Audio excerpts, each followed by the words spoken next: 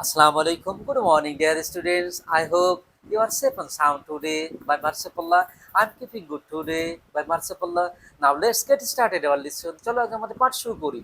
আজ আমাদের পাঠের বিষয় হলো ট্রান্সফরমেশন অফ সেন্টেন্সেস।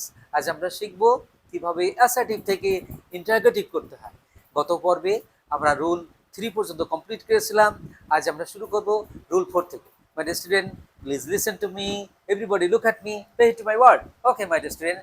রুল 4 হলো কোনো অ্যাফার্মেটিভ সেন্টেন্সে সাবজেক্ট হিসাবে ইজ, এভরি, এভরিবডি, অল থাকলে ইন্টারগেটিভে প্রথমে হু বসে, তারপরে টেন্স অনুযায়ী সাহায্যকারী ভার্ব বসে, তারপরে নট, তারপরে মূল ভার সহ বাকি অংশ। তাহলে রুল 4টা হলো কি, যে কোনো অ্যাফার্মেটিভ সেন্টেন্সে সাবজেক্ট হিসাবে ইজ অথবা এভরি অথবা এভরিবডি অথবা অল থাকলে ইন্টারগেটিভে প্রথমে হু বসে, তারপর টেন্স অনুযায়ী সাহায্যকারী ভার্ব বসে, তারপরে নট বসে, তারপরে মূল ভার্ব সহ বাকি অংশ বসে, লাস্টে কোশ্চেন মার্ক বসে। Okay my dear student, such that example, everybody loves flowers, প্রত্যেকে ফুল ভালোবাসে। তাহলে দেখো দেখো প্রথমে হু বসলো, তারপরে এখানে দেখো তো ভার্বের সাথে এস যোগ আছে।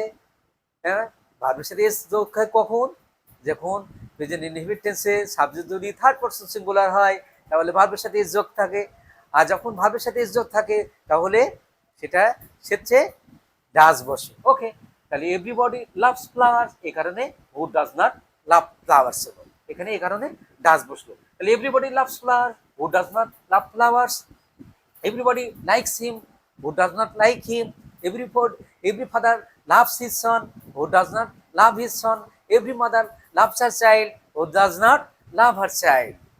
Okay, my dear student, I hope that you have understood. আমি আশা করি তোমরা রুল 4টা বুঝতে পেরেছো। ওকে, এখন আসো রুল 5 কিভাবে করতে হয়। ওকে মাই ডিয়ার স্টুডেন্ট, রুল 5 হলো কোনো অ্যাসার্টিভ সেন্টেন্সের সাবজেক্ট হিসাবে যদি নো বডি, নো ওয়ান বা নান থাকে তাহলে ইন্টারোগেটিভে প্রথমে হু বসে, তারপর ভার্ব সহ বাকি অংশ বসে। ওকে, লাস্টে কি হবে, কোশ্চেন মার্ক বসবে। ওকে, তাহলে আমরা শিখলাম কি, রুল 5 হলো কোনো অ্যাসার্টিভ সেন্টেন্সের সাবজেক্ট হিসেবে নো বডি, নো ওয়ান অথবা নান থাকলে ইন্টারোগেটিভে প্রথমেই হু বসবে, তারপরে ভার্ব সহ বাকি অংশ বসবে। Such that example, nobody trust a lad. Okay, তাহলে নোবডি পরিবর্তে আমরা এখানে হু ইউজ করলাম, তারপরে ট্রাস্ট টেলার বাকি অংশ, তাহলে who trust Taylor, nobody trust Taylor, who trust Taylor, nobody hates him, who hates him, nobody believes Taylor, who believes teller.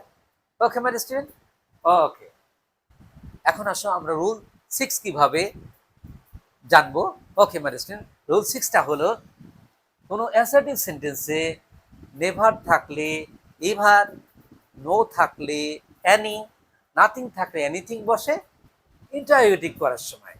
Such that example, I have nothing to do, তাহলে এখানে helping verb have, তাহলে হ্যাভটা প্রথমে বসলো, তারপরে subject, nothing এর পরিবর্তে anything, to do extension, হ্যাঁ, লাস্টে question mark. I have nothing to do, have I anything to do, he has nothing to do, has he anything to do. Okay my student, তাহলে আমরা বুঝলাম যে nothing থাকলে anything বসে interrogative এর সময়। ওকে, নেক্সট দেখো, হি হ্যাজ নেভার গন দেয়ার, সে কখনো সেখানে যায়নি।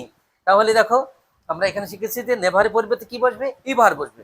তাহলে কোশ্চেন করতে হলে আমরা হেল্পিং ভার্বটা আগে আসলো, তারপরে সাবজেক্ট, তারপর নেভারের পরিবর্তে ইভার, তারপরে গন মূল ভার্ব পাস্ট পার্টিসিপল, তারপরে দেয়ার, হ্যাঁ, লাস্টে question mark. He has never gone there, has he ever gone there, I have never gone there, have I ever gone there, they have never gone there, have they ever gone there. Okay my student, আশা করি তোমরা এই rule 3টা বুঝতে পেরেছো। এভাবে তোমরা practice করো, practice makes a man perfect, if you practice regularly you will learn more and more things, practice makes a man perfect.